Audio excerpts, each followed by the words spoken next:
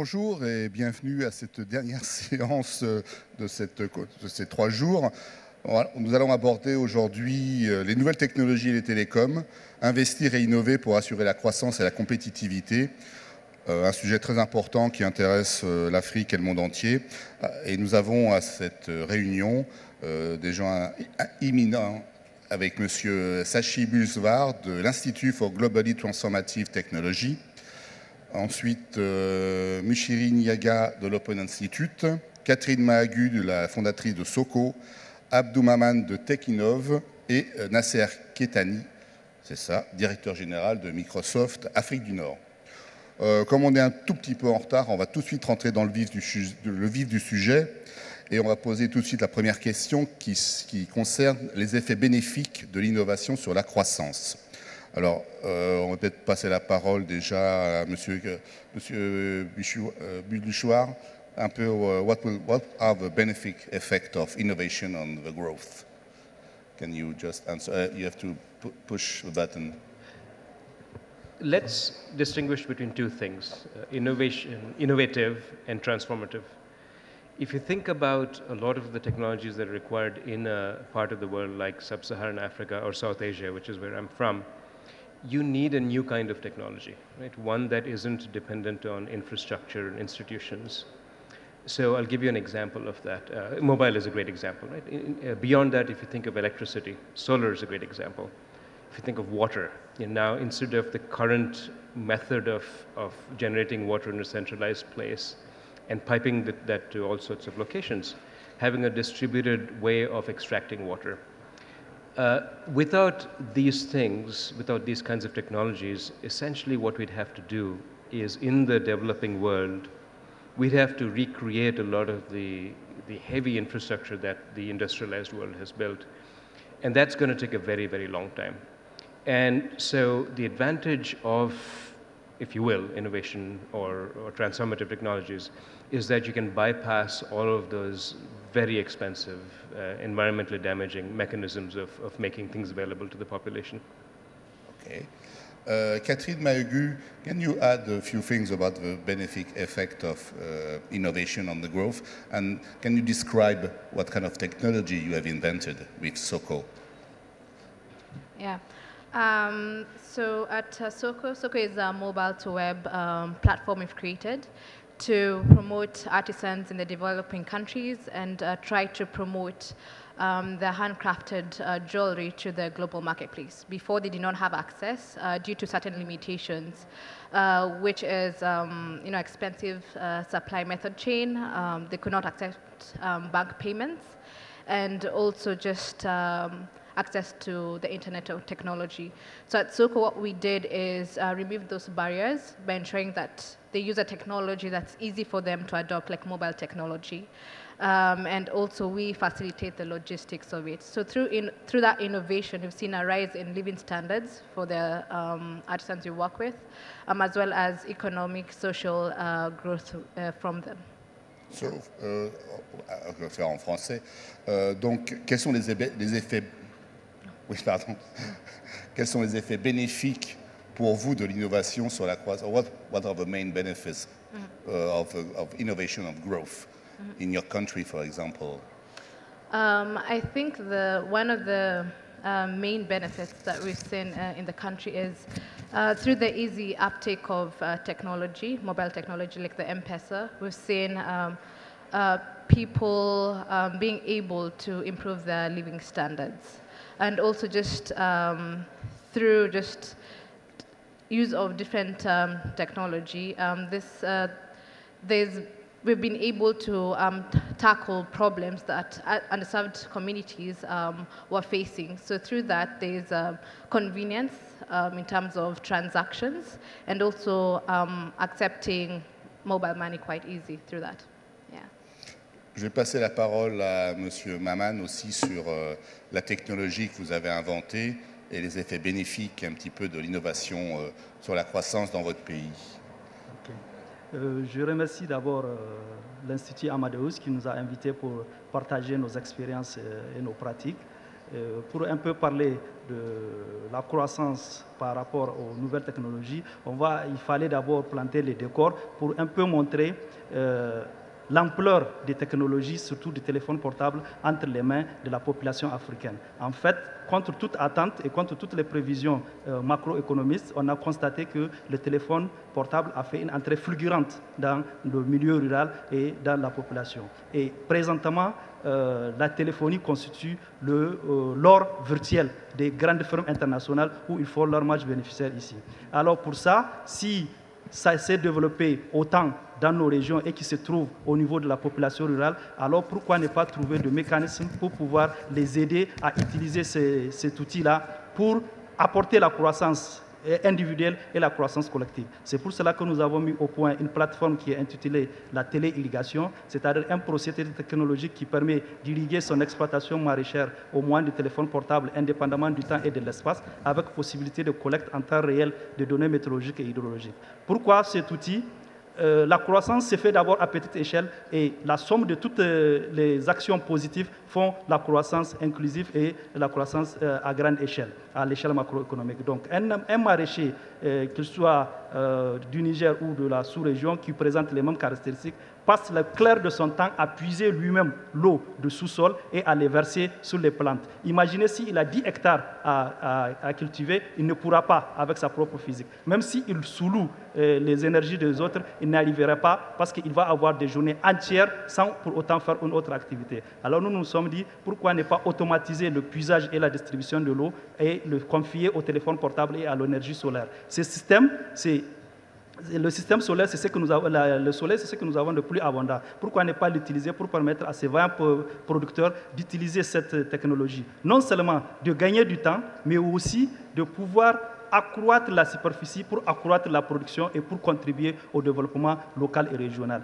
Et du coup, vous allez peut-être me parler que ça tue l'emploi. Non, plutôt, ça encourage à aller vers d'autres activités de la chaîne de valeur agricole, comme la commercialisation, la transformation et écouler le produit. Avant, il se faisait par des intermédiaires véreux qui sont en train de gruger la population. Maintenant, si vous avez votre temps et que vous sous-traitez l'irrigation au téléphone et au soleil, alors vous êtes déchargé de cette tâche-là, vous pouvez vous occuper à d'autres choses. Mieux, ça préserve votre santé et ça améliore votre condition de travail. Et du coup, si on fait la somme de toutes ces expériences, de tous ces petits avantages qu'apporte la téléirrigation, alors elle pouvait contribuer à l'essor et au développement d'un pays et surtout des pays qui ont une très grande superficie irrigable et qui disposent de l'eau au niveau de nappes phréatiques pour en faire la croissance. J'ajouterai aussi, chemin faisant, qu'avec cette technologie, c'est devenu une matrice. On pouvait, de la même manière qu'on donne de l'eau à la végétation et aux plantes, on pouvait collecter cette même eau, utiliser les rayons ultraviolets du soleil pour traiter cette eau-là et la rendre consommable à la population humaine. Comme vous n'êtes pas sans savoir, c'est un défi réel, la potabilité de l'eau en Afrique, et avec cette solution, on peut le résoudre. Et mieux encore, l'abreuvage automatique peut se faire toujours dans la même dynamique. Donc, du coup, le téléphone portable est transformé en un outil de production comme il est là ou là-bas. Et si on fait la somme, comme je l'ai dit, ça accroît considérablement la croissance en Afrique. Eh bien, c'est assez intéressant, mais vous êtes entre guillemets des entrepreneurs. Mais est-ce que les gouvernements ne devraient-ils pas également investir dans les nouvelles technologies, vous aider en fin de compte dans ces domaines-là? Monsieur Niaga, est-ce que vous voulez répondre à cette question sur les gouvernements? Est-ce qu'ils ne devraient pas investir pour aider un petit peu au développement des nouvelles technologies? Thank you very much. Of course, I'm glad to be here. Of course, like everyone else, I have to thank Abadis Institute for the work they're doing and for getting us here. And this is a very important subject right now. And even our views about what the role that government is playing and the things that African governments are doing begins to play out when you see what's being pushed as policy at the national level and at the international level as well. I think one of the biggest opportunities, one of the biggest roles that government is doing and can play is in, of course, creating an environment for this to happen in the first place. When you look at the difference between how mobile money, for instance, has worked in Kenya compared to how it has worked in West Africa or in South Africa, you see the impact of regulation, where a government was willing to take risks and make technology open and available. People were able to use it and apply it in different ways. And now in East Africa, especially Kenya and Tanzania, mobile money is transacting a significant percentage of the GDP because it was made available. So there's a regulatory role that the government plays in making this possible. There's a potential for public-private partnerships that begin to open up new spaces so that governments are able to use the same technology to improve service delivery. So there's a role that government plays not just in making that available, but also in consuming the service and becoming a client. Because the ability of ICT to expand your reach as a government and as a service provider is immense. It's the kind of impact that it has for a government that is trying to provide information, that is trying to provide better financial services in terms of inclusion. These are roles that only the government can play, and only they're able to make it happen. Monsieur Kettani, vous voulez rajouter peut-être un point là-dessus sur l'action des gouvernements dans les nouvelles technologies? Je voudrais commencer par faire quelques remarques. Il n'y a plus rien de nouveau dans cette histoire. On parle de nouvelles technologies, mais la réalité, c'est que tout ça, c'est assez ancien, puisque ça a commencé il y a plus de 30 ou 40 ans. Et donc, il faut qu'on arrête de parler de nouvelles technologies. La réalité, c'est que ce sont des technologies avec lesquelles on vit aujourd'hui au quotidien. Et c'est important parce que ça permet de démystifier, même pour les gens certains de nos politiciens qui croient que c'est encore compliqué à comprendre, alors qu'en fait, voilà, c'est là, on les utilise, etc. Ce qui est peut-être nouveau, c'est le fait que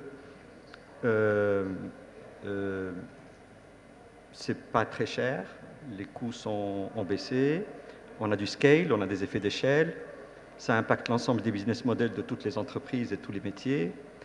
Et la réalité aussi, c'est que, pour répondre à un mot sur la première question, si on accepte le principe que les technologies sont un outil de développement économique, et ça, la réalité, on crée des jobs, etc., etc., et je vais que donner quelques exemples, à partir du moment où on part sur ce principe-là, l'État a un rôle à jouer. C'est son rôle principal, c'est de stimuler le développement économique et la création d'emplois. Et de ce point de vue-là, le rôle de l'État doit être multiple.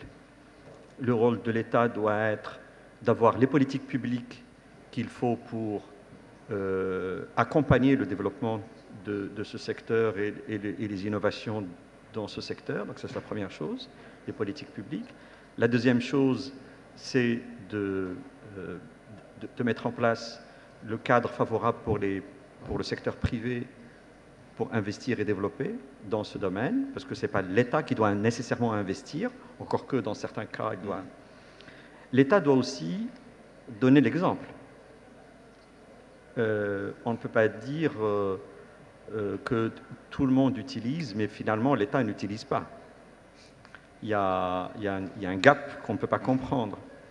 Et l'État doit donner l'exemple en permettant aux citoyens d'avoir ces services disponibles, etc. Et l'État doit se moderniser dans ses processus en utilisant les technologies de l'information. Donc l'État a un rôle à jouer, et on va peut-être en parler tout à l'heure, et l'État a un rôle à jouer dans le développement des compétences humaines, qui est un domaine très important. On a parlé tout à l'heure de capital immatériel et de l'importance des compétences humaines. Et bien, dans ce domaine, l'État a un rôle à jouer dans le développement des compétences humaines, très important pour le développement de cette économie. Who want to add? Okay. If you think of the role of government in creating new technology, if you take ICT, for instance, and internet, typically what a government can do is lay the platform where private sector can't or isn't finding it profitable to invest in it. So if you think of the internet again, the fact that the US government made a massive investment in building the infrastructure, at which point it started becoming more possible for the private sector to invest in incremental additions.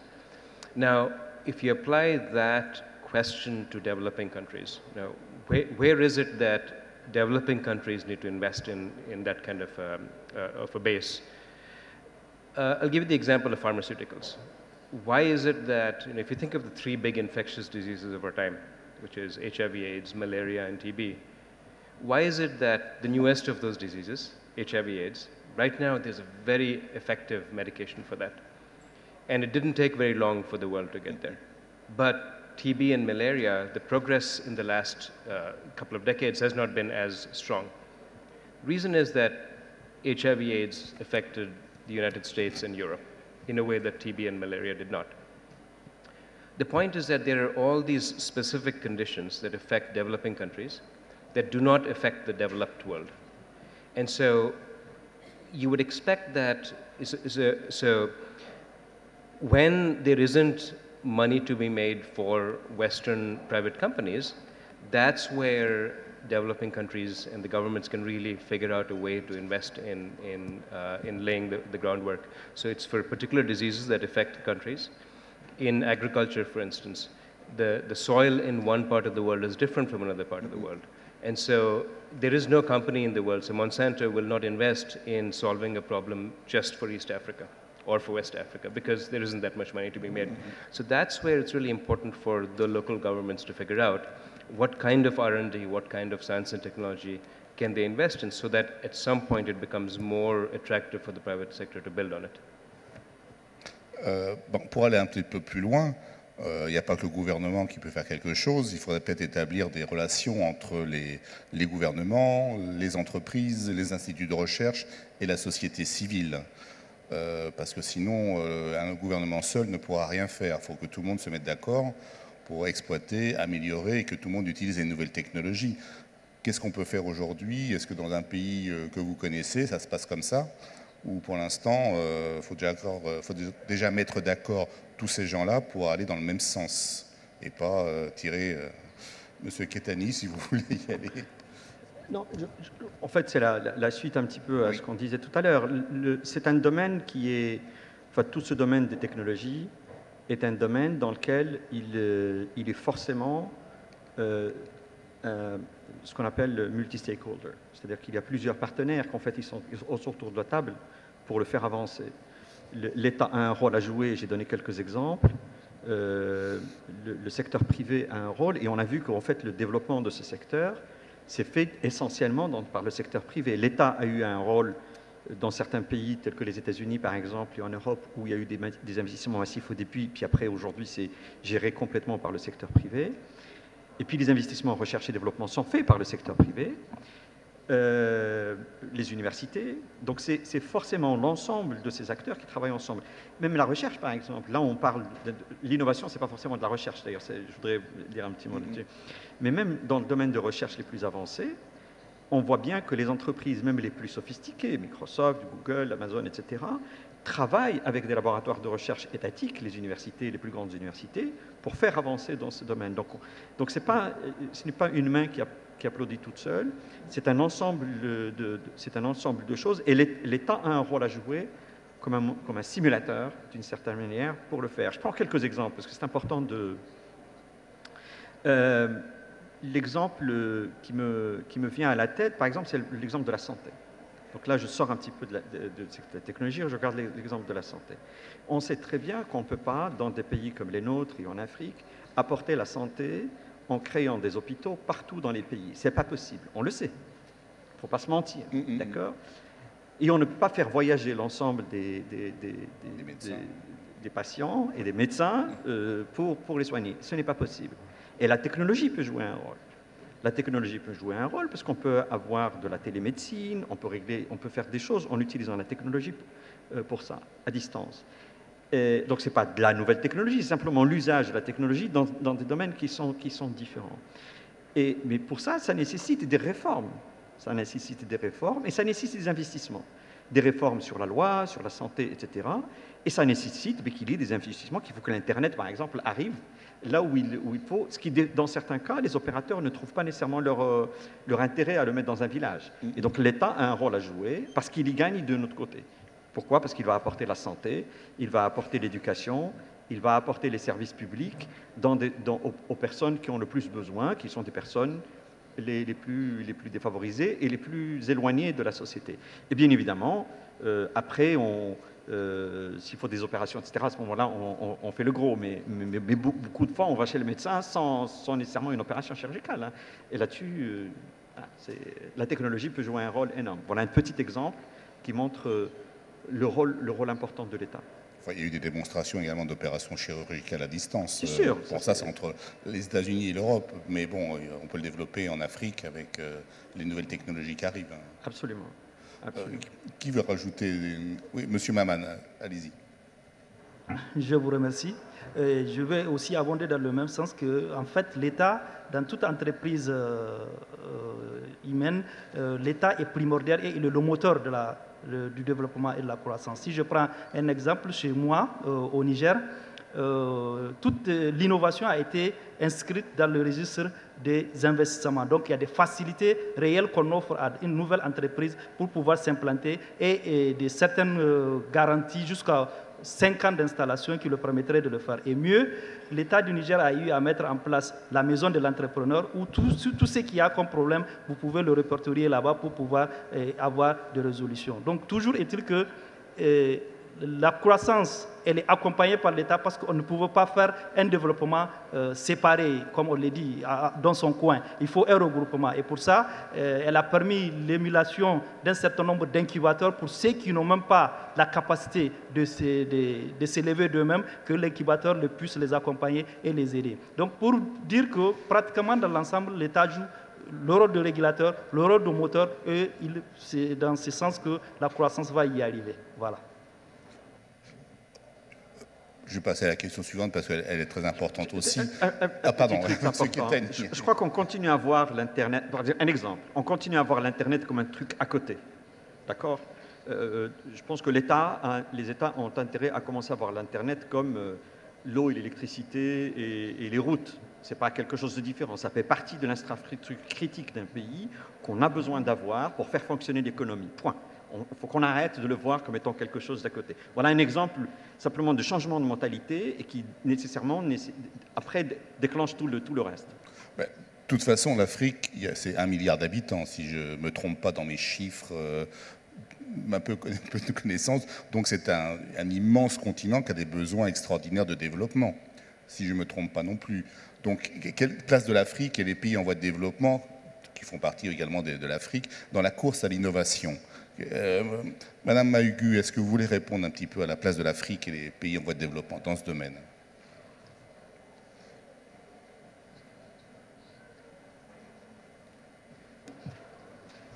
So I think the place of Africa, like a recent statistics that was done, was that 5 out of the world's dozen fastest growing economies are found within Africa.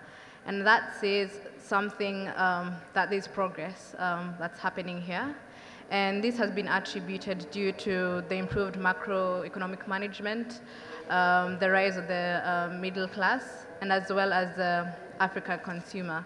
So I think the outlook of Africa is bright, and also the economic forecast is very progressive over time. Yeah. Monsieur Niaga, est-ce que vous voulez rajouter, would like to add something about the place of Africa and developing countries for this race of innovation? Would like to add more information about that?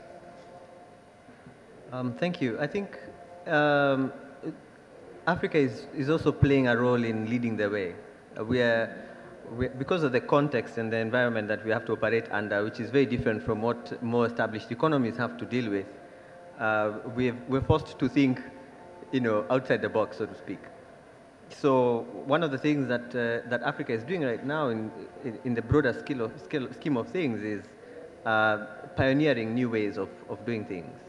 And it's not just on the mobile money area, but some of the thinking that's coming out on regulatory thinking, on policy, shows that in Africa we're pushing the envelope. We're doing things differently. So I think the place of Africa in the world right now is also to show people what can be done. I think the only thing that's been a problem for us on the continent is our inability to tell our story.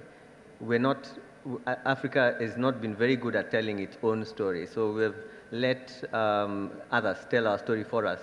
and they'll put whatever the color to the story that fits their narrative. And I think that's a challenge that we need to face as a continent. Take up the challenge and tell our story about the things that we're doing right now that are innovative and different and leading the way for the rest of the world to follow.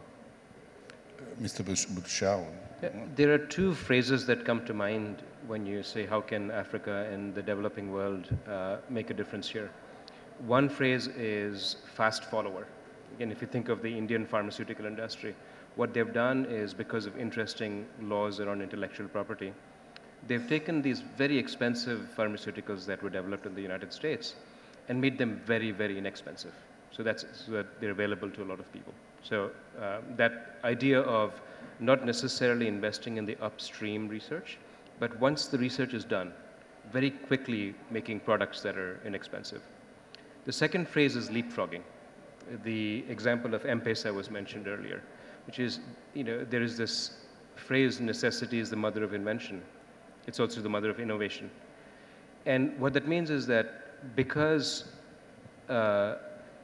people in developing countries, again, going back to the fact that there isn't as much infrastructure, the pain points are very different from those in industrialized countries. So what you'll end up seeing is that there are, M-Pesa is just the beginning. There'll be a whole bunch of things around very many other innovative uses of mobile, very innovative uses and deployments of solar technology, irrigation, and so on. So you'll see a lot more leapfrogging that's going on, that will go on in the next few years. Monsieur Kitali, pardon. Je vais donner deux chiffres pour illustrer quelque chose qui me paraît très important et très critique. À la vitesse de croissance actuelle de l'Afrique, l'Afrique va pouvoir créer sur les 10 prochaines années à peu près 20 millions d'emplois nouveaux. 20 millions d'emplois nouveaux. Avec des gens qui vont sortir d'université, etc. Simplement, il va y avoir 100 millions de jeunes qui vont sortir des universités africaines à la même période. Oui. Donc, on va avoir un énorme problème. Et donc, la question qui est posée, qu'on doit résoudre, c'est celle-là. C'est-à-dire que si on veut continuer la croissance en Afrique, on doit répondre à cette problématique qui va être une problématique réelle. Je pense que le secteur, l'innovation n'est pas nécessairement, je l'ai dit tout à l'heure, n'est pas nécessairement de la recherche et développement sophistiqué dans des technologies qui vont sortir dans les 20 prochaines années. Ce n'est pas de ce dont on parle. L'innovation, c'est regarder, utiliser les technologies dont on a besoin, dont on dispose aujourd'hui pour régler des problèmes concrets d'une autre manière. C'est ça, c'est innover à régler les problèmes. Or, l'Afrique a des besoins énormes dans ce domaine. Ils sont énormes. Et ce dont on manque, et alors, un, on a les besoins. Deux, le savoir n'a jamais été aussi proche de nous. Il est à un clic. Tout à l'heure, vous m'avez parlé de MOOC. Ouais. Le savoir auquel on a accès aujourd'hui sur Internet, dans toutes les disciplines, il est à côté. On n'a pas besoin d'aller à Harvard pour l'avoir. Il est là, à côté de nous. Peut-être expliquer en 3 mots ce que sont les MOOC. J'imagine, on a beaucoup de jeunes dans la salle et j'espère. Combien d'entre vous ont un compte sur Coursera? J'en ai 2 ou 3. Pas beaucoup, même. Voilà. Coursera, par exemple, c'est l'une des plus belles universités virtuelles au monde. Vous avez accès, pour ceux qui... Moi, personnellement, je l'utilise et je me forme dessus. Vous avez accès aux meilleurs cours et aux meilleurs enseignants du monde directement à vous donner des cours et dans certains cas même certifiants, même diplômants. Donc vous imaginez, alors que tout le monde imagine qu'il y a un compte Facebook dans la salle. Oui. D'accord. Vous voyez un peu la différence. Voilà la différence. Et c'est là la problématique. La problématique, c'est que nous avons du savoir à disposition, à côté, et il est de notre responsabilité de pouvoir l'utiliser, de nous développer, etc. Et donc l'opportunité en Afrique, et dans le domaine en particulier quand on parle ici, c'est que ce domaine est un domaine de génie humain, d'appliquer du génie humain pour trouver des solutions à des problèmes concrets que l'Afrique a. Et ça, c'est possible. Ça, c'est tout à fait possible. Si on a les bonnes politiques d'éducation, et si on a les bonnes politiques d'infrastructure pour donner cette éducation aux doigts entre les mains des gens. Alors, c'est très intéressant ce que vous dites, mais en Europe ou même dans les pays développés, on voit un petit peu l'utilisation qu'on a fait de l'électronique en transformant ça en déchets qui ne sont pas vraiment recyclables, etc. Donc je crois qu'il faut faire très attention également à une utilisation éthique et durable des technologies. Sinon, on va être submergé de composants qu'on n'aura pas appris à recycler. Et après, comme on dit, entre les terres rares qui sont de plus en plus rares, et on va être un problème. Donc, comment faire? Est-ce qu'il y a déjà des réflexions dans ce domaine-là pour utiliser de manière saine et pendant encore une bonne centaine d'années les technologies qu'on est en train de développer? Would you like to say? Would you mind repeating in English? Sorry. No problem. So, do you want to repeat the question? Yes. Please. Oh, how can we develop the ethical use and sustainable of technology? Because otherwise, we will get a huge amount of waste, electronic waste. Yeah. And we are not able now to recycle this electronic waste. So is there any reflection, any thought, any think tank about that? Yeah, the rare metals that go into electronics, if you step back and think about the geopolitics of all that, there's a very big mining industry around that. Right? And in principle, that could lead to another resource curse. And so it just does not make sense to extract all that from the ground, throw it away. There is an increasing move towards recycling all of that, at least in the West, where the infrastructure for recycling it is there.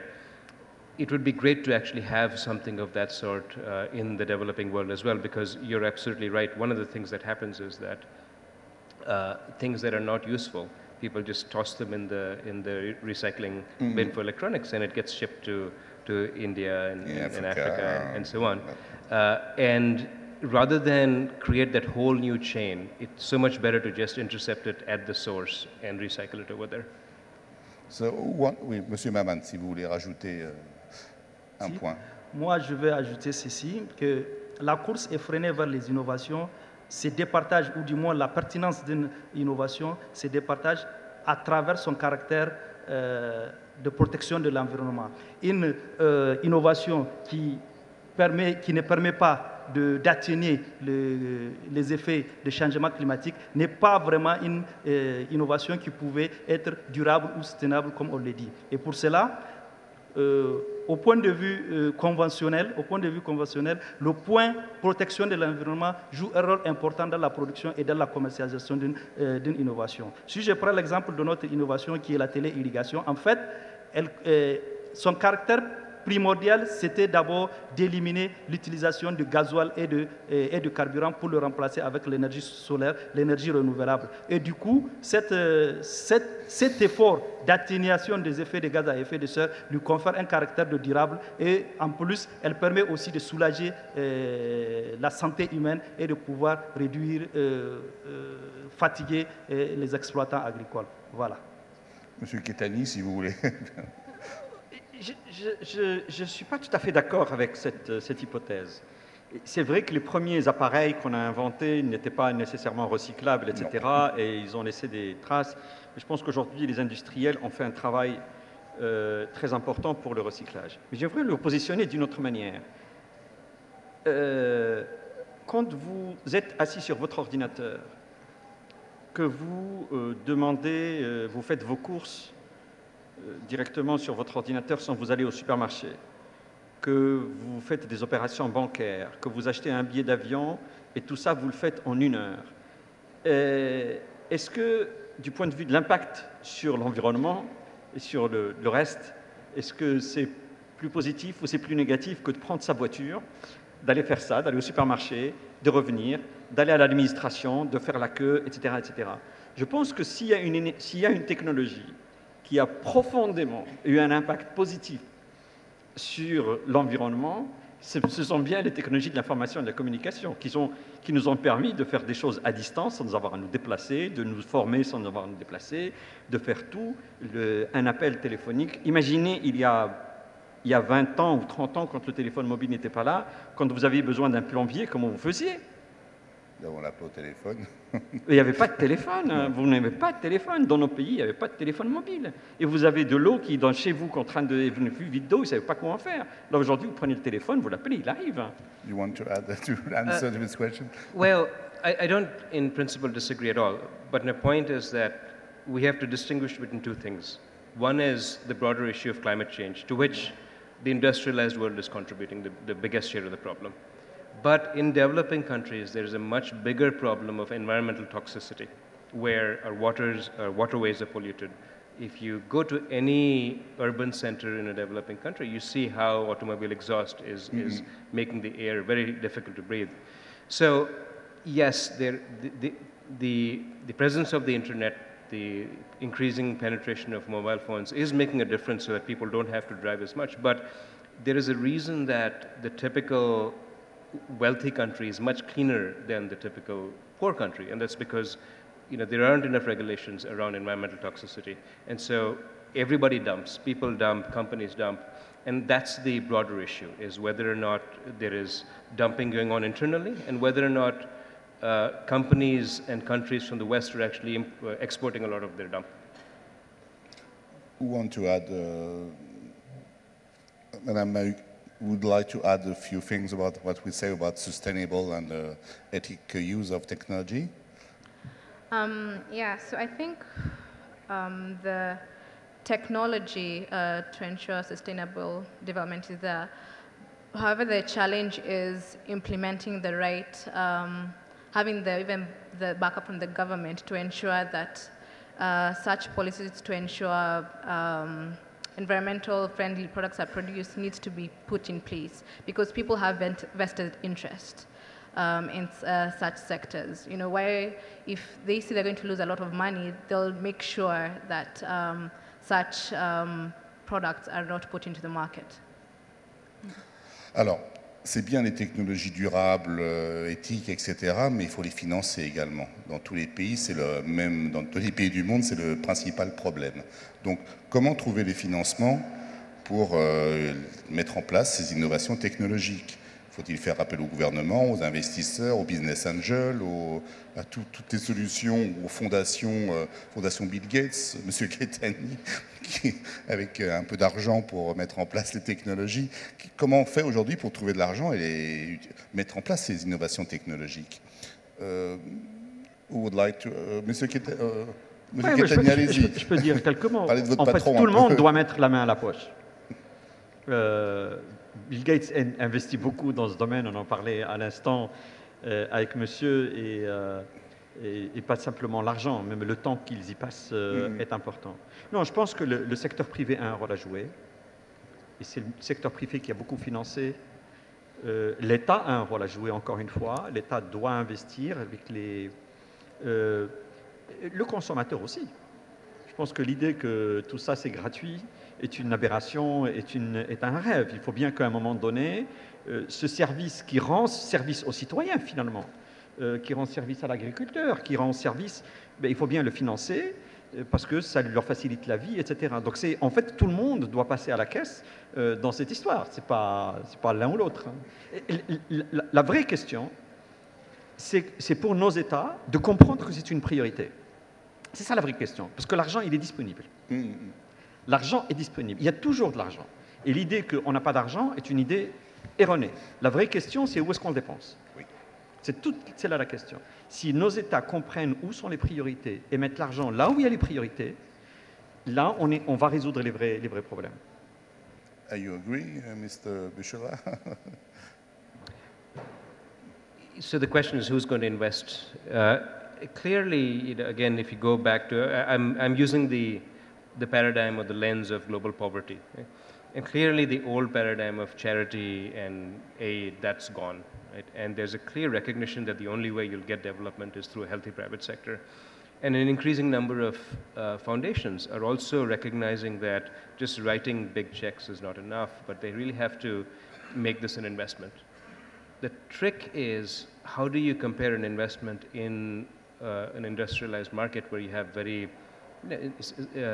very healthy returns on investment, whereas the markets in developing countries are not that evolved. And so somehow figuring out how to make do with below market returns, that is a challenge. And an increasing number of organizations, including the Gates Foundation, are making that leap. And then you have more and more companies that are recognizing the value of investing in their supply chains. So the point being that the more this is thought of as a financially sustainable endeavor as opposed to charitable endeavor, the more the results will be. Can we take an example with you about SOCO? How do you get money to develop your technology? Is this your own money? Or maybe So when SOCO started out in the early phases, when we wanted to have a proof of concept, we applied for different grants and also business plans. And then over time, we were able to scale, and now we approached angel investors as well as venture capitalists to fund our company. And I think that's a mindset that we need to adopt in Africa, where it's also viable to invest in technology and innovation. And I think we're used to traditionally investing in brick and mortar companies, and I think that needs to be changed, and having more angels and venture capitalists in Africa would be good. Yeah. Monsieur, maman, comment avez-vous trouvé de l'argent pour financer votre produit, enfin votre solution? Ok, voilà. Et côté finance, on n'est pas très fort, mais tout ce que nous savons, c'est qu'une innovation, quelle que soit sa nature, c'est son modèle économique qui détermine comment il peut pouvoir lever des fonds. Du coup, un innovateur qui essaie de mettre sur le marché une innovation, c'est les investisseurs, c'est eux qui savent ce qu'ils veulent et c'est eux qui savent la pertinence du modèle économique et c'est eux qui vont aller vers l'inventeur ou l'innovateur. Toujours est-il que, comme on l'a dit, c'est le produit qui se vend de lui-même. C'est la chose que nous pouvons dire à ce sujet. Donc on ne saura pas combien vous avez levé de fonds Ce n'est pas un secret, c'est même sur le net. Notre projet a gagné le premier prix de l'entrepreneur social. Ça a été le premier fonds qui nous a été donné. Et il n'est pas caché, il est sur le net. Et ensuite, on suivi d'autres banquiers locaux pour pouvoir avancer ça. Donc, c'est pour résumer tout ça là que j'ai dit, l'innovation se vend elle-même et les banquiers apprécient selon le modèle et le business plan, comme l'avait dit Mme Soko. Je vais passer la parole, M. Ndiaga. Il y a un petit... Pardon. Monsieur Ketani, allez-y, M. Ketani. After I will give you... Un petit mot. Pourquoi le secteur des technologies s'est développé en particulier aux États-Unis? Parce qu'aux États-Unis, il y a une culture de prise de risque. On a eu des gens qui ont accepté le principe de prendre des risques et d'investir dans des sociétés qui n'auraient peut-être pas gagné d'argent. Nous sommes ici, en Afrique, en particulier, dans une culture où j'ai investi sur un projet sur lequel je veux voir immédiatement que je vais gagner de l'argent. Donc, qu'est-ce que je fais? Je fais de l'immobilier, je fais du terrain, je fais du pétrole, etc. Ça, c'est concret, je le comprends, je le conçois, je fais de la transaction, etc. Mais dans des projets comme ça, dans lesquels il y a de l'innovation, on ne veut pas prendre de risques. Et effectivement, ça pose un énorme problème culturel. Et d'un autre côté, les politiques publiques n'aidant pas, on a des freins, on ne trouve pas nécessairement de l'argent. Monsieur, Mr. Ndiaga, please. I think the issue of financing for innovation can tend to be a bit broad and sometimes a bit more multi-sectoral. One of the things that come up for me every time we start talking about how do you finance innovation, how do you make it available, immediately I start thinking about inclusivity. There are segments of our population that are not attractive for private sector investment because of the nature of private sector investment. So you need a mechanism to make sure that no one is left behind, so that rural areas, I had someone talk about the discrepancy in access, so that rural areas have access to telecoms, for instance. Mm-hmm. And for that to happen, in some countries, you have to come up with some mechanism. In Kenya, I think we have the Universal Service Fund, which requires every telco to put some money into a basket, and that money goes into developing infrastructure in places that are not commercially viable. In addition to licensing requirements that make it necessary for the telcos to put investments in places that they're not, and this approach can be in some instances applied to different sectors as well. Now, when you start asking, how do we finance? Where do we get the money to pay for for new investments in innovative technology or whatever it is we're thinking about.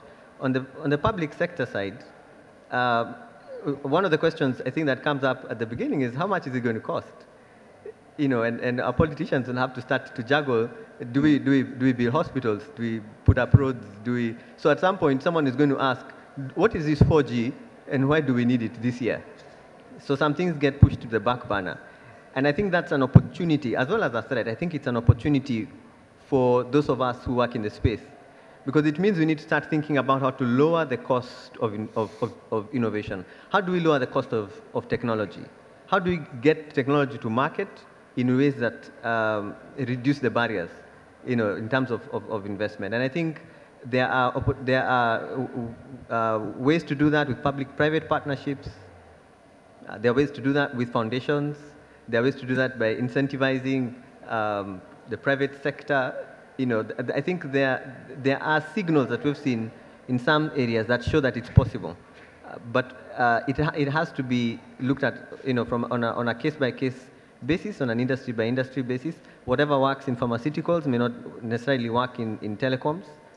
So that means certain kinds of incentives, certain kinds of frameworks need to be in place that make that happen. And also, I think the one thing when it comes to public money is taxation. Some of our countries, many countries in Africa actually have problems with tax evasion and illicit financial flows. The amount of money that flees our continent on an annual basis is mind-boggling. We could solve a lot of problems if we're able to maintain and keep that money in the continent. Money that goes into public infrastructure for public goods. That would inevitably mean investment in technology, investment in innovation and education for that, so that we have more science, technology, and engineering graduates coming out of our universities, because the infrastructure is there, because the technology is there. All this requires the money to be in place. But for that money to be in place, we need better tax structures, we need better tax collection, we need better tax regulations, and we need to make sure that we are putting in place the kind of regulations that protect our industries and protect our countries, as a priority. May I be the moderator for a second and ask a question of our friends from Kenya? Yeah. Now, Kenya has led the way in so many innovative things, M-Pesa, Ushahidi, and so on. And somehow these things haven't taken off in other parts of the continent, not even in other parts of East Africa. Can you share with us what the secret to success for Kenya has been?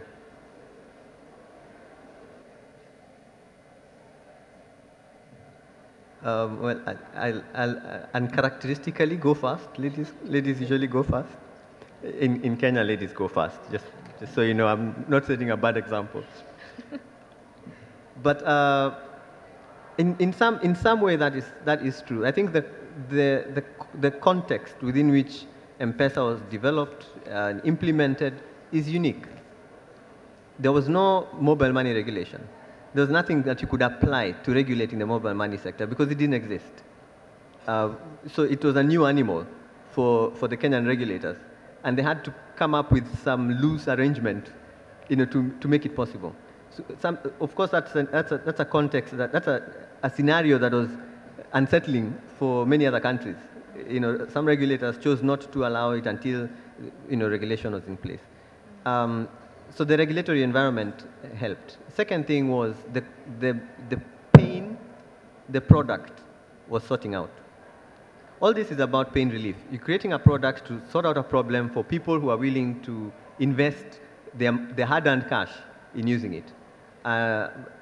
M-Pesa was working in a place where financial inclusion was poor, and especially gender disparities in access to financial services was extremely high. So you have a country where women, especially rural women, have no access to financial services, and that's just one demographic.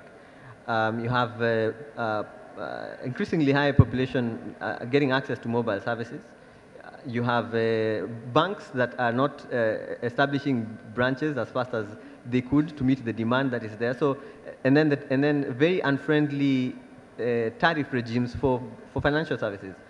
For money transfer, for mobile banking, for insurance. So when M-Pesa came in, it begins to sort out the pain of sending money home. You know, when you have, in fact, the entire marketing for M-Pesa in the early years was just that, send money home. That was, that's one of the unique things about M-Pesa's success in Kenya. But when it goes into South Africa, where financial services are very different, formal banking penetration is extremely high. Card subscriptions, credit card and plastic is in high use. The use case, the pain that it should be sorting out, it doesn't exist. So in South Africa, M-Pesa would have to be re-engineered to fill a different need, to close a gap, which I think the South African implementation is still struggling with. I think maybe in Afghanistan and Pakistan, where it's running as M-Pesa, there might be some similarities with Kenya's initial case, but you have bigger problems with governance frameworks to support the financial services industry, and I think those are the levers that would have to be pushed in order for things to work. There are many others, but those are just the 3 or so. I don't know if, unless Catherine has something that I've left out. Yeah, I think maybe just to iterate the importance of government backup in terms of such technology. And I think initially when M-Pesa was being launched, one of the issues was the banks felt threatened. However, the government was backing up this idea, and that what really just pushed it forward to the next level. And also the fact that the government embraced this technology in terms of paying taxes, paying for health facilities and other necessities, made it easier for people to even just use the technology as well. So it's just important to have the government backing. Eh bien, justement, on va continuer avec la dernière question sur les innovations de demain, the innovation of the future. Who want to ask first about? I have some idea. I know why Microsoft has developed, are very dedicated to that. But at your opinion, what would be the innovation of tomorrow in the health, in the what else? Yeah, so as it happens, we are just about to release a study which identifies the 50 most important technology breakthroughs required to address global poverty. I'll give a few examples that have come out of it. Some of which are quite controversial. Some of the ones that are not controversial in health is this notion of point-of-care diagnostics, where instead of, so if you take a disease like tuberculosis, right?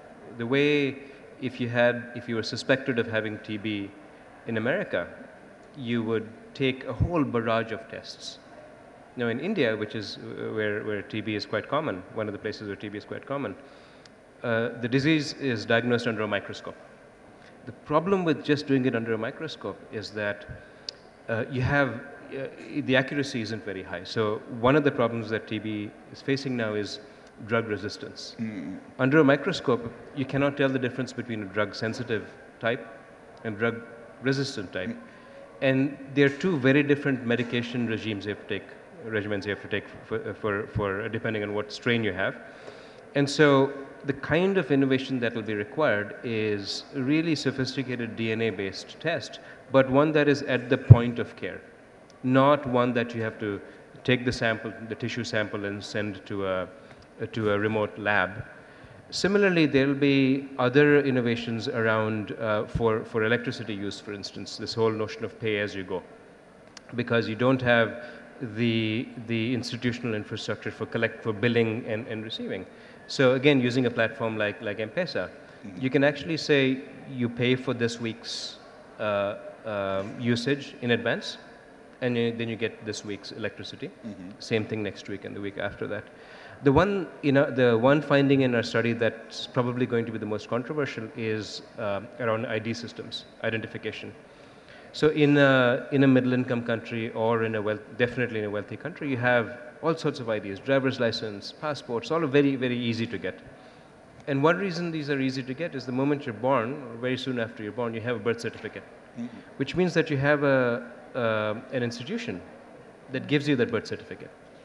But if you're born in a village in a remote part of Kenya or India or Pakistan or Uganda, the state does not know you're born. Frankly, the state doesn't care that you're born. How can you assert your rights as an individual? how can you demonstrate that that land belongs to you, that your educational records are legal without an ID system? And there, in contexts like that, we have concluded that a biometric ID system is extremely essential because you don't have the backstop of all these institutions that can verify that your parent's ID is accurate. Right? So if you don't have all these institutions, the only way to start from the beginning is with a biometric ID. And the reason it's controversial is obviously there are privacy concerns. Yes. And obviously, if there is an oppressive, repressive regime, they can take advantage of biometric IDs. Monsieur Kitali, je sais que Microsoft travaille sur des écouteurs avec des sons pour indiquer aux malvoyants leur chemin. J'ai vu ça il y a très peu de temps. C'est une technologie parmi d'autres, mais... Je pense qu'il y a plusieurs axes. Le premier, c'est d'imaginer que la technologie va être appliquée davantage à tout.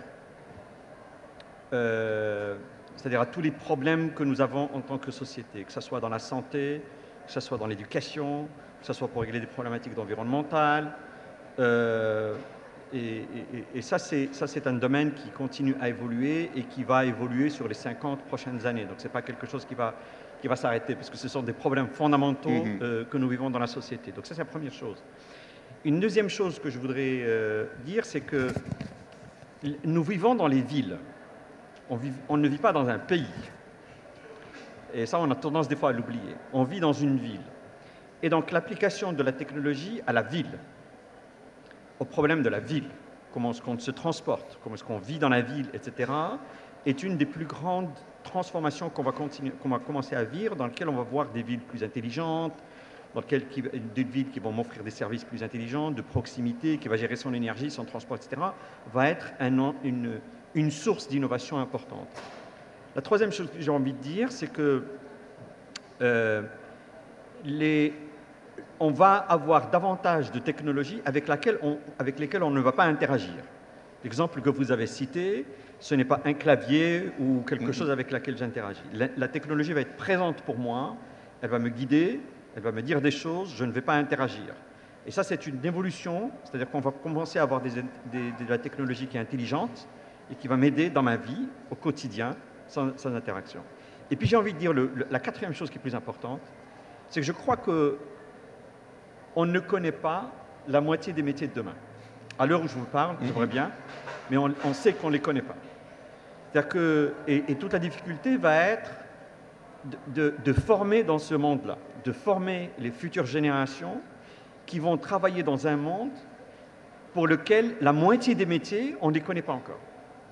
Et ça, c'est une pression que nous avons tous, en tant que responsables, en tant que responsables politiques, etc., pour prendre des décisions, pour donner les compétences nécessaires à une jeune génération qui va, voilà, dans 20 ans, va faire quelque chose qui n'existe pas aujourd'hui.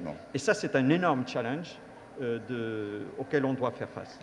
Alors, comme le temps nous presse, et j'en suis désolé, on va passer à quelques questions dans la salle. Et je vois rien, mais c'est pas. Il y a un monsieur qui est. Ah, il y en a deux là. 3, 4. Bon, faut attendre les micros. Voilà. Je ne sais pas par qui on va commencer. Peut-être. Bon, on va commencer. On a une vingtaine de minutes pour les questions-réponses. Bonsoir. Je suis Mohamed Sagri, étudiant en première année de l'ISCAE, Institut supérieur de commerce et d'administration des entreprises à Casablanca. On parle maintenant de l'investissement dans les technologies d'information et on parlait du rôle de l'État et du secteur privé dans l'encouragement de cet investissement. Mais on se rend compte qu'il existe plusieurs contraintes qui limitent cette intervention de l'État et du secteur privé. Notamment le gap technologique qui existe entre les pays développés et les pays en voie de développement. On parle du retard qu'a les pays en voie de développement en matière de l'arrivée des nouvelles technologies. Je peux évoquer la loi des oies sauvages qui dit que les pays productrices de la technologie, profitent au maximum de la technologie, après il l'envoie aux autres pays. Donc les pays en voie de développement sont toujours en retard par rapport aux autres pays. L'autre contrainte que je peux évoquer, c'est le budget réservé à la recherche et développement, qui est toujours très limité dans nos pays, surtout pays africains, ce qui limite toujours l'investissement dans ce domaine. Et aussi le système éducatif qui préconise l'utilisation des NTIC plutôt que la production de la technologie.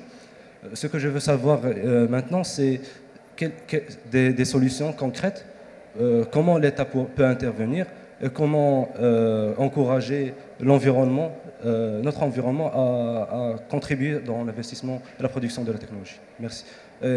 C'est pour n'importe quel intervenant. Would you like to answer? Great question. What you're talking about is a paradigm called technology transfer, where things are built first in industrialized countries and then sent to developing countries. There's this phrase that is used that I don't like very much, but I'll use it anyway. It's called South-South collaboration. Now, if you think of all the developing countries in the world and map out their technical capabilities with respect to R&D, with respect to engineering and product development, you see that countries like India and China, they have a lot of capabilities, right? And other countries don't necessarily, right? So one way to think about this problem is that actually have a collaborative relationship between the governments of these countries, where you think of it as a value chain, where you outsource the R&D to an institution in a country like India, but then it is an outsourcing relationship where you're then taking that and developing it. I think we are soon getting to a point where there are both enough capabilities in a number of developing countries to build transformative technologies, and the recognition that we don't have to wait for technologies to be transferred, but that does require this sort of a South-to-South collaboration between the governments.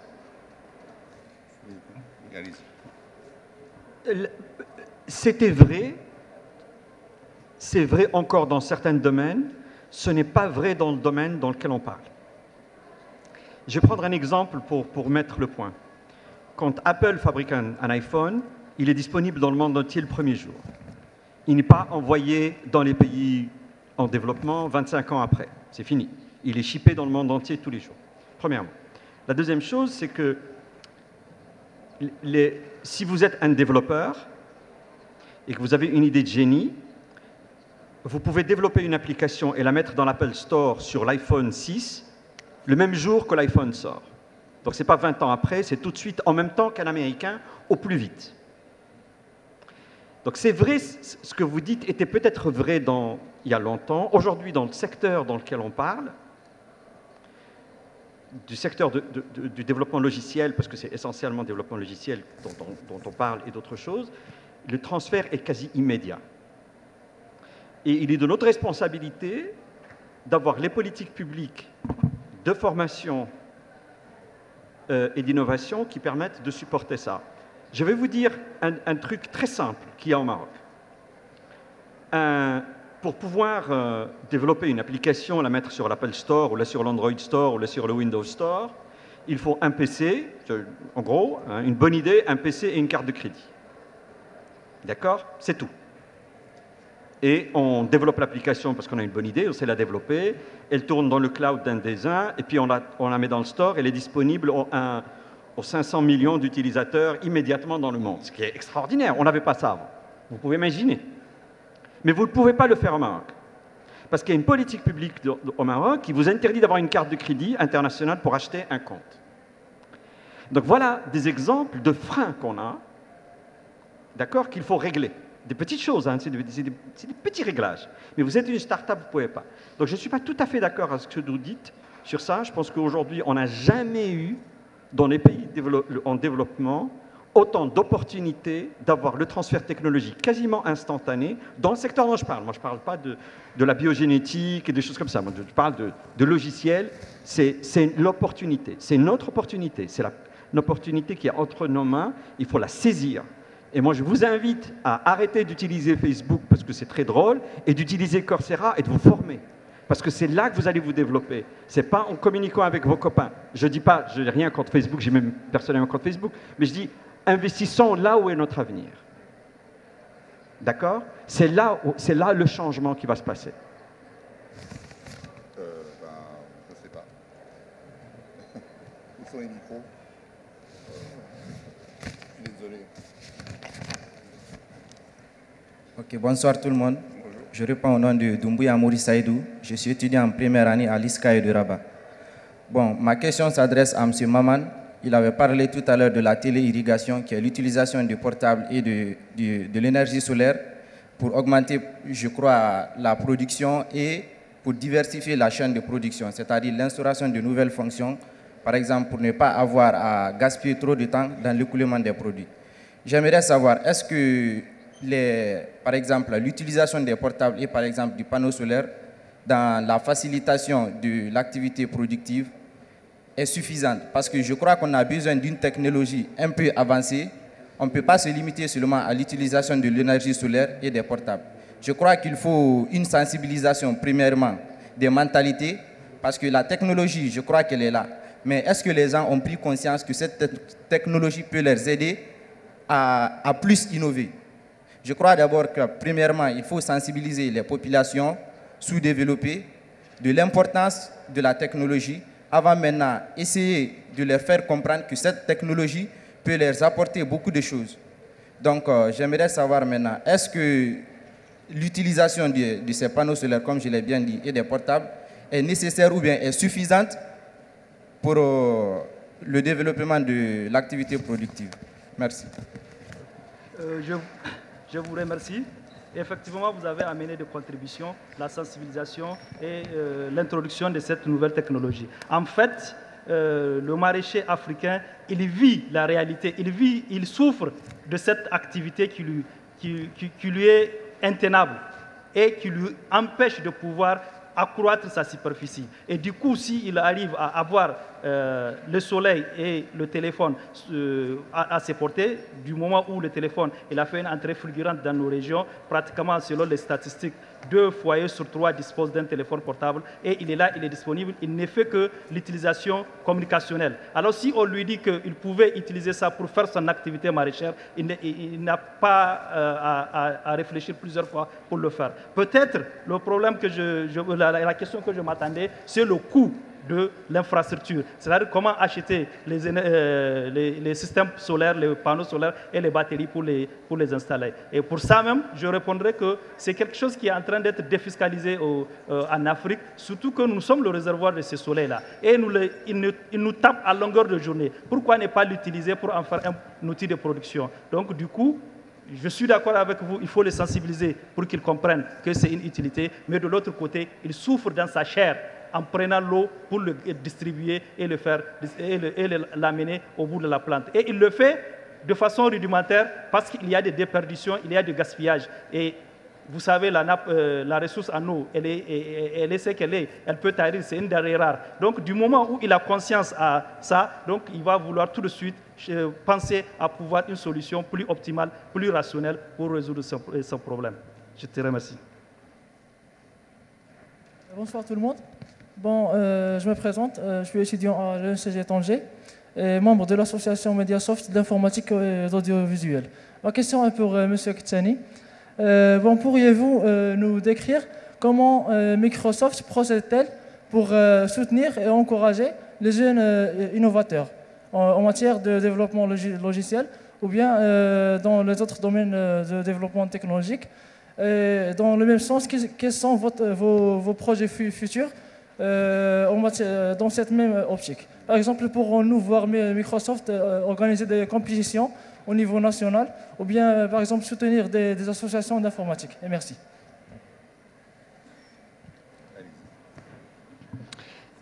Comme beaucoup d'acteurs, il n'y a pas que Microsoft qui fait ça, mais dans le secteur des technologies, l'ensemble des acteurs souhaitent en fait le développement davantage de start-up et d'innovateurs dans ce domaine. Microsoft le fait, nos collègues et concurrents font la même chose. On a des programmes qui consistent à faire du transfert de savoir, du transfert de compétences vis-à-vis des start-up ou des jeunes qui ont envie de créer des projets, et on met à la disposition de ces jeunes l'ensemble des technologies de manière gratuite pour qu'ils puissent développer leurs projets et les vendre. Et ensuite, on a un ensemble de programmes qui peuvent aller jusqu'à mettre beaucoup d'argent sur la table, ou alors, par exemple, on a des relations avec des venture capital qui se trouvent, ou des capital risqueurs qui se trouvent en Californie ou dans d'autres pays, des gens qui cherchent des projets à financer à grande échelle, et on peut aller jusqu'à vous accompagner dans ce domaine si le projet est intéressant.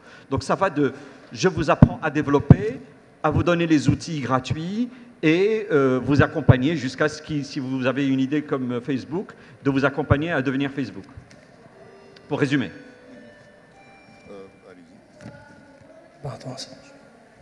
Bonsoir tout le monde, Monsieur Ezan Saïd, président du Centre méditerranéen d'excellence pour le développement humain et professeur-chercheur dans le domaine de la physique en filière internationale.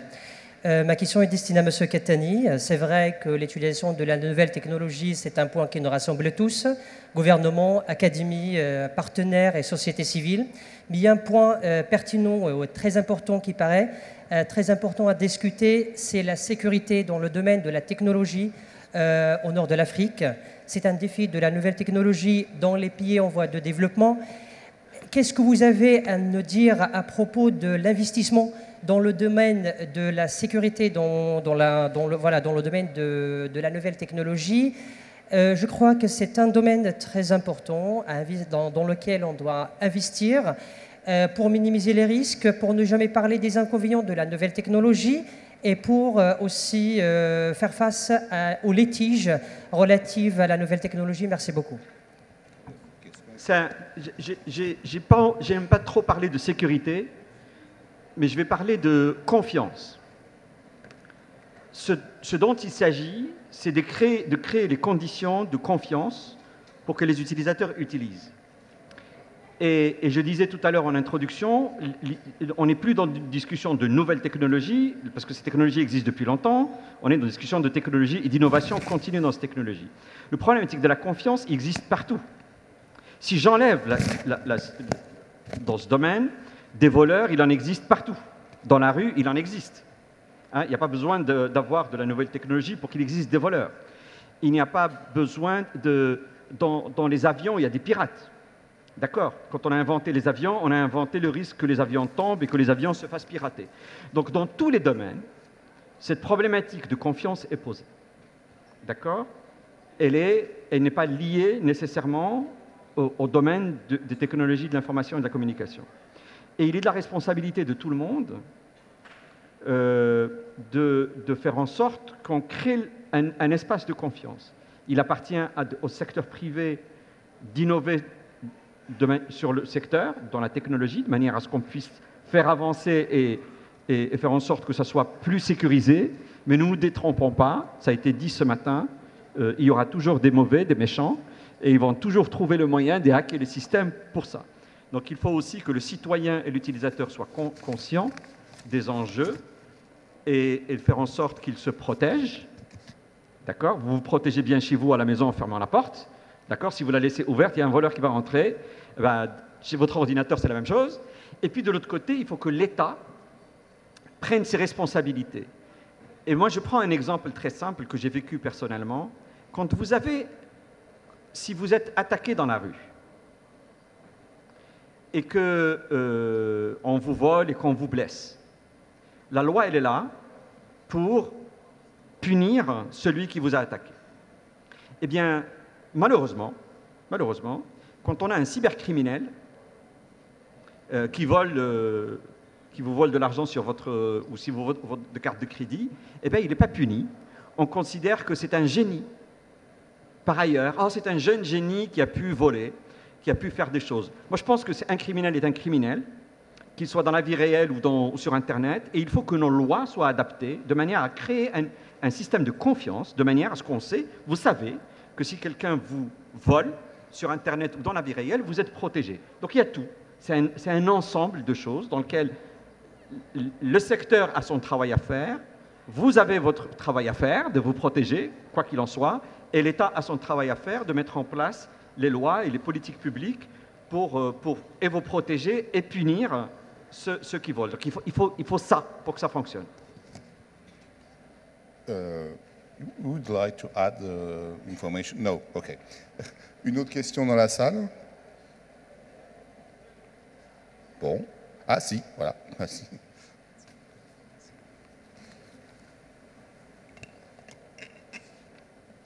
Bonsoir, Taïf Soufiane, étudiant en master d'études politiques et internationales à l'école de gouvernance et d'économie de Rabat. Ma question s'adresse à M. Ktani encore une fois. Donc on a parlé du financement, mais il faut aussi rappeler l'enjeu pour une entreprise, c'est également le profit. Or, le fait de vendre des nouvelles technologies et télécoms aux clients, elles le font à un prix qui reste encore très élevé. Donc ma question c'est, est-ce que ce prix qui reste élevé entraîne l'exclusion de la société de certaines personnes qui ne peuvent pas accéder à ces nouvelles technologies?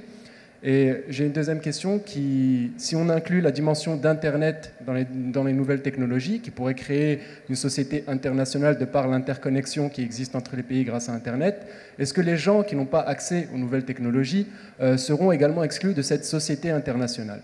Merci. Vous avez raison qu'il faut continuer à travailler à l'ensemble de l'échelle de valeur pour réduire les coûts et faire en sorte que tout le monde accède aux technologies. Il est vrai que, quelle que soit l'entreprise qui est impliquée dans la chaîne de valeur, elle est là pour faire de l'argent et il n'y a pas de philanthropie dans ce domaine, il ne faut pas croire, d'accord? Même quand on vous donne des services gratuits, ça a été dit ce matin, vous êtes le produit, il ne faut pas croire, donc à un moment donné, vous payez d'une manière ou d'une autre. Donc, payer fait partie du système, et je pense qu'il faut l'accepter. Maintenant, il faut qu'on travaille tous pour diminuer le prix. Mais il y a une histoire de culture là-dedans. Tout à l'heure, je le disais à quelqu'un, quand quelqu'un achète un iPhone à 700 $ et qu'il le jailbreak pour ne pas payer une application à 1 $, j'ai un problème avec ça. Parce que l'application qui coûte 1 $ coûte pas cher. Et ne me dites pas que c'était très cher. Donc moi, je vois des gens qui achètent des ordinateurs et des choses qui sont très très chères, et à un moment donné, quand il s'agit d'utiliser une application à 1 $, ils trouvent encore que c'est cher. Donc il faut aussi qu'on soit d'accord, à un moment donné, que voilà, il faut payer l'innovation des autres. Ça, c'est le premier point. Dans la chaîne de valeur, j'ai bien dit que c'est l'ensemble de la chaîne. Je pense qu'il faut travailler aussi sur le fait que les interconnexions Internet ne coûtent pas cher. L'accès à Internet ne doit pas coûter cher. Il faut tout faire pour ça. Et malheureusement, il continue à coûter cher parce que les investissements sont lourds, mais c'est aussi parce que les États ont des politiques publiques dans ce domaine qui ne facilitent pas les choses. Moi, je me rappelle, j'étais en France il y a quelques années, et l'État français, parce qu'il avait des problèmes dans les caisses de retraite, il a vendu des licences 3G à des prix absolument... ils ont payé, je crois que Orange avait payé 30 milliards € pour avoir la licence, et ils ont oublié que c'était le citoyen qui allait la payer. Parce que ce n'est pas Orange qui allait la payer de sa place, il fallait bien que Orange refasse de l'argent, donc finalement c'est le consommateur qui allait payer. Tout ça pour régler des problèmes de caisse de retraite ou de caisse de sécurité sociale. Donc l'État aussi a un rôle, faire en sorte de baisser la pression sur les opérateurs d'une certaine manière pour qu'ils puissent investir. Donc c'est l'ensemble de la chaîne de valeur. Et vous avez raison, si on ne règle pas ce problème-là, et qu'on n'ait pas des politiques, comme vous avez dit tout à l'heure, par exemple, d'utiliser le fonds universel, de le mettre en place et de l'utiliser pour les populations les plus défavorisées, on va avoir encore un gap entre ceux qui peuvent se le permettre et ceux qui ne peuvent pas se le permettre, et qui est un énorme problème. J'ai envie de dire, le problème aujourd'hui, dans certains pays, on parle de literacy, d'analphabétisme. Et encore à mesurer l'alphabétisme, par exemple. Et moi, je suis très inquiet parce que quand on parle de ça, en fait, l'alphabétisme est défini par rapport à quelque chose. Et donc, aujourd'hui, quelqu'un qui ne sait pas utiliser les technologies, quelqu'un qui ne sait pas parler plusieurs langues, est, dans la société d'aujourd'hui, un alphabète. Ce n'est pas parce qu'il sait lire et écrire qu'il est alphabétisé. Désolé, mais le monde a évolué, nos concurrents dans d'autres pays ont évolué, et aujourd'hui, il faut savoir utiliser un ordinateur, il faut savoir utiliser les technologies, et il faut savoir parler plusieurs langues pour dire qu'on est alphabétisé. Et si on ne règle pas ce problème-là, on va avoir Vous voyez, le gap va s'élargir davantage. Je crois qu'on va prendre une dernière question devant, s'il vous plaît. Le monsieur. Devant. Voilà. Good evening, everyone. My name is Balji Modulamin. I'm from the National School of Business Management, NCG in Tanger. My question is addressed to Madame Mahugo. You've raised a solution about financing our innovations in Africa. And I would really like to know how can we get access to those venture capitalists and business angels, and the problem of barriers to market entry. How can they help us address those constraints? Thank you very much. To answer your question, our first grant that we received was actually from Microsoft. It was a technology prize we won in 2012. And that was able to move our company to our next level because we moved from the pilot phase and you're able to prove our business. And some of the services they provided was cloud servicing. And that was, for us, was pretty expensive. And having a partner who can at least assist us in that was beneficial because we could now at least allocate that money elsewhere. When starting a new business, one of the things I'd like to emphasize is doing market research. I think the innovation that we develop should address a certain problem. We should not create a technology and then trying to solve a problem that does not exist. So doing market research is very important. Being an entrepreneur is not all glamour. It's hard work, dedication, and also knowing that you may need to make sacrifices. So I think having that in mind and being determined, an investor or an angel or a VC will be interested knowing that if you can put your own money into your own company, then they can also be more willing to assist you in that. So there are different platforms that we approached. One of them was VC for Africa. There was Demo Africa that we participated during its inauguration. And we were selected as one of the top 5 demos to go to Silicon Valley to pitch now our business as well. Yeah. Encore une question, on a encore 5 minutes, donc on va prendre encore une ou deux questions s'il y en a dans la salle. Ah voilà, mademoiselle. D'abord, je me présente. Je suis étudiante en économie en classe préparatoire en 2e année. La question que je trouve primordiale à poser, c'est concernant la main-d'œuvre qualifiée et le fait que vous dites qu'il faut qu'il y ait les gens doivent être conscients et doivent connaître comment utiliser les ordinateurs et avoir plusieurs langues, mais notre système éducatif n'intègre pas plusieurs langues dans le système primaire et les étudiants n'ont pas une formation en technologie, en informatique. Alors comment on va pouvoir améliorer notre qualité en main-d'œuvre et en question d'informations concernant comment utiliser ces technologies? Le problème qui se pose, c'est dans l'éducation, dans la formation qui n'est pas disponible au Maroc. Merci pour bien pouvoir. C'était une invitation au gouvernement au pluriel, de faire ces changements. C'est ça l'objet.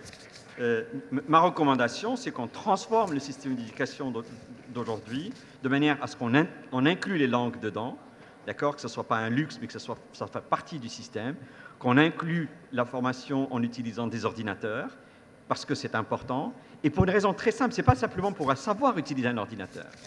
Le changement de paradigme dans l'éducation, et qui est fondamental, et qui est permis par l'utilisation des technologies, c'est que vous apprenez à l'école, à la maison, dans un café avec un ordinateur.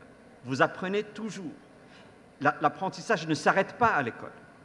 Et ça, c'est une nouveauté qui est permise par les technologies. On est d'accord? Et vous pouvez apprendre à l'école avec votre enseignant, mais vous pouvez aussi accéder au savoir à distance qui est disponible ailleurs. et qui vous permet de vous développer davantage. Et donc l'informatique est là pour vous aider. D'accord, ce n'est pas simplement l'utilisation de l'informatique pour la beauté de le faire, c'est dans la manière d'apprendre. Et quand vous allez arriver dans votre vie active, vous serez voilà, comme un bébé dans l'eau, vous saurez nager toute seule, vous saurez utiliser. C'est ça que je veux dire. Pardon. Alors, on va prendre cette question-là et après la dernière avec vous. Bonsoir tout le monde, merci aux intervenants pour cette présentation des nouvelles technologies. Tariq Fouzia, je suis présidente et fondatrice d'un groupe d'écoles supérieures au Maroc, à Rabat et à Tanger, et aussi je suis dans l'informatique, ainsi de suite. Ce que je voulais dire, c'est que les nouvelles technologies, moi je trouve que les nouvelles technologies au Maroc, ma petite fille, toute petite, de 2 ans, qui maniait l'iPad avec son petit doigt, comme ça, et m'a appris l'iPad d'ailleurs, parce que moi je ne connaissais pas l'iPad au début, mais c'est elle qui m'a appris l'iPad. Ça, c'est vraiment très intéressant. Ce que je voulais dire aussi pour les analphabètes, il y a un monsieur industriel à Casablanca qui a sorti un logiciel pour les analphabètes, parce que la société devait être certifiée. Et il s'est trouvé qu'il y avait à peu près 400 personnes qui étaient analphabètes, c'était des ouvriers, mais il a créé un logiciel avec des dessins animés pour apprendre à ces personnes-là comment suivre les procédures et tout ce qui concerne cette entreprise. Moi, je trouve que c'est une très très bonne idée que tous les pays africains ou sous-développés puissent suivre ce logiciel et essayer de sponsoriser ce logiciel pour qu'ils puissent, comment dire, essayer de diminuer l'analphabétisme, parce que ça c'est vraiment très important. Le capital humain est très important dans nos pays pour aller développer et être de l'avant. Voilà ce que je voulais dire aujourd'hui. C'est tout. Merci. Non. Bon. Bah, écoutez, merci. On m'a fait signe que je suis désolé. On m'a fait signe que c'était fini. Merci beaucoup. Je crois que c'est un sujet sur lequel on reviendra, je pense, tous les ans. Et bien voilà, la séance, ces 3 jours sont terminés. Merci beaucoup. Merci à tous les intervenants. Merci de ne pas quitter la salle. Nous allons dès maintenant enchaîner sur la cérémonie de clôture avec, absolument, avec Monsieur Mohamed Bazoum, ministre des Affaires étrangères du Niger, et Monsieur Brahim Fassifiri, président de l'Institut Amadeus.